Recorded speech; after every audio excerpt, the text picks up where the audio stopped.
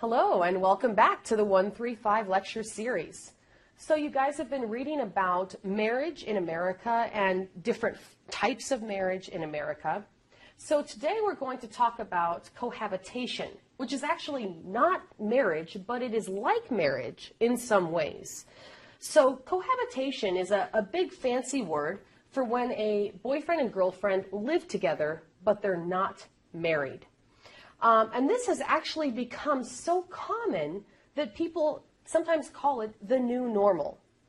So what we're going to do today is we're going to first look at some of the statistics to show how the rate of cohabitation has increased.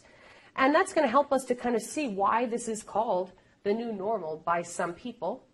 And then we're going to look at the causes, or some of the main causes. So first we need to look a little bit at American history.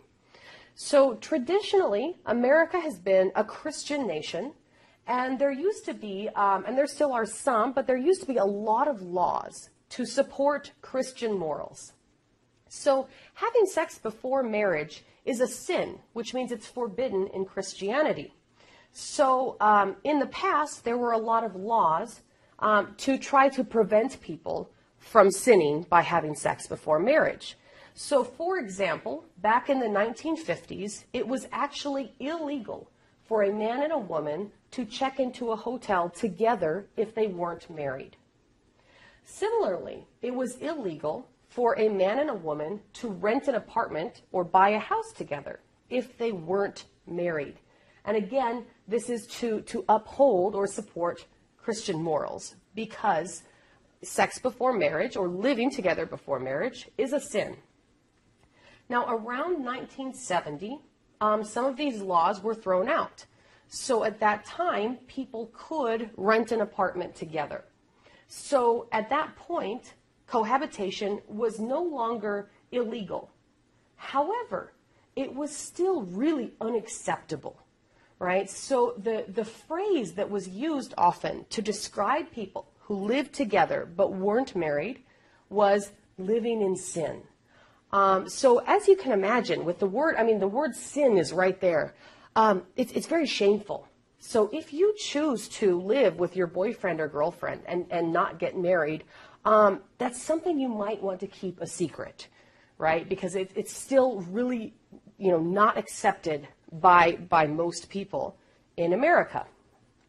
However, as time went by, cohabitation became more acceptable and more common. So let's go ahead and look at some of the numbers for the increase in cohabitation. So researchers have done studies over the past several decades about the number of people who live together as a first union. So as a first union, I mean that they could either get married first or they could live together first. So back in 1995, they found that 34% of women, so that's about 1/3, chose to live with their boyfriends as a first union. So instead of getting married first, they chose to live together. So that was 1995. In 2002, that number had increased to 43%. By 2010, that number was 48%. So in other words, nearly half of women are choosing to live with their boyfriend rather than marry him, at least at first. And as you can see this increase in cohabitation, you can also see the decrease in marriage as the first union. So you can see here that in 1995, slightly more women got married as a first union. But by 2010, the number of women who got married first, instead of living together first, was half the number of women who chose to live with their partners first. So, in other words, that means the number of women who chose to live with their boyfriend before getting married or instead of getting married was twice the number of women who got married first. That's a huge change, especially when we think about, it wasn't that long ago that it wasn't even legal. So this is really greatly increased while marriage has decreased. So that's for first unions. But now if you also look at just in general, women who have lived with a partner at any point By 2010, when they interviewed women in their mid-30s, 3/4 of women had at some point lived with a boyfriend. So back in 1995, only 41% of women in that age range had lived with a partner. So again, you can see a huge increase. Now, that's looking at first unions and in general, but it's important to know that also remarriage rates have decreased, and people who are divorced or had a husband or wife who died, these people also seem to be choosing to live together either before remarrying or instead of remarrying. So you may be wondering, so what happens with these couples who live together? Do they ever get married?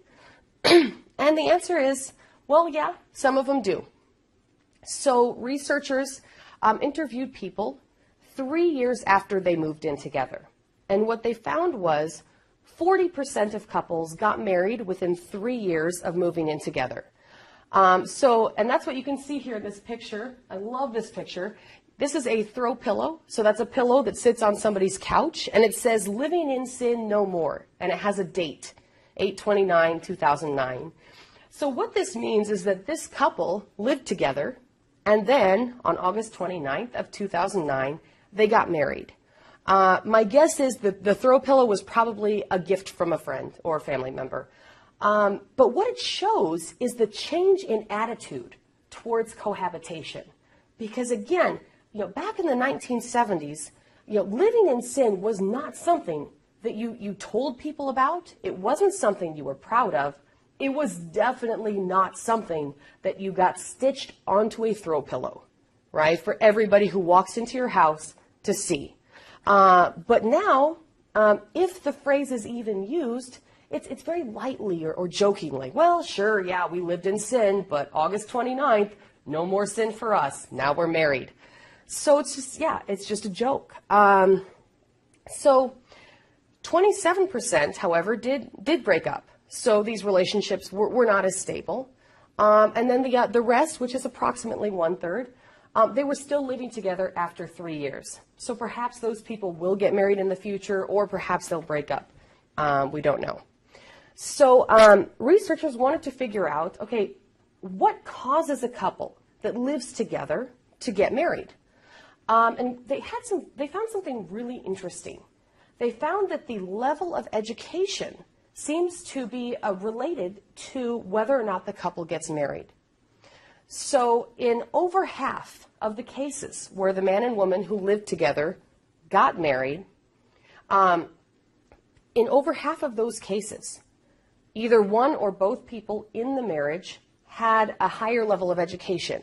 In other words, they had a college, some sort of college background, either a degree or they had gone to college. And then what they found was that if people in this relationship did not finish high school, they were not likely to get married. So, in other words, more education means more stability in the relationship. That relationship is more likely to, these people will stay together, and they're more likely to actually get married in the future.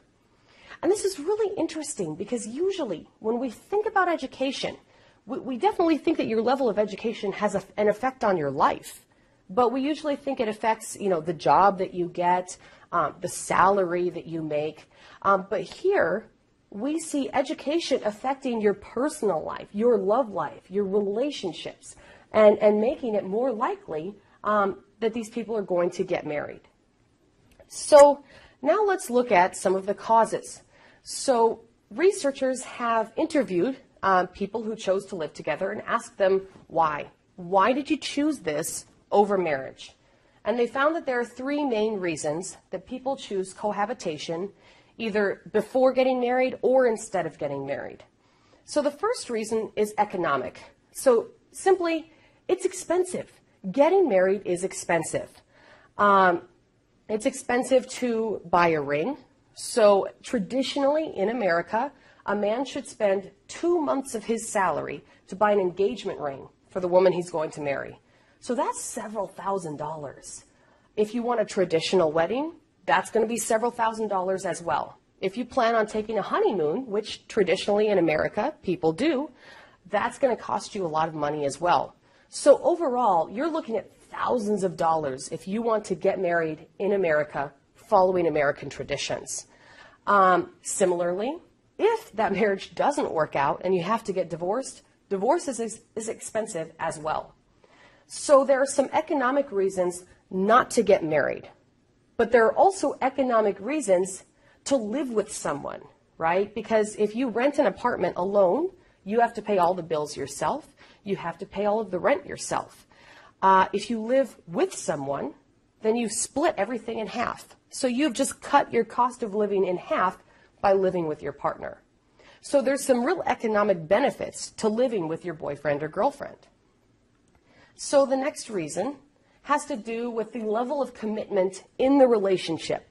So when they interviewed these couples, researchers heard these people saying things like, well, yeah, I love him, but I'm not sure if he's the one. And they heard other people saying things like, well, how can I be sure I want to marry this man if I don't live with him? So some people compare cohabitation to test driving a car. So if you want to buy a new car, you go to a dealership and you find a car and you really like the car, right? You like everything about the car, but you're not going to buy the car before you drive it around. So some people have compared living together to driving that car around and going, yep, all right, I do like it. Let's do it. I'll buy the car. So for those people, their plan is to get married, but they aren't ready to commit to it yet. They need to live together first before they make the decision. So the final reason that people choose cohabitation instead of marriage has to do with their attitude towards marriage. So for these people, they can say things like, yeah, I do love this person and I do want to spend the rest of my life with this person. But what is marriage, right? Marriage is a tradition. You get a piece of paper. Why do I need a piece of paper, a marriage certificate, to prove that I want to spend the rest of my life with this person? So for these people, they just don't value the tradition of marriage.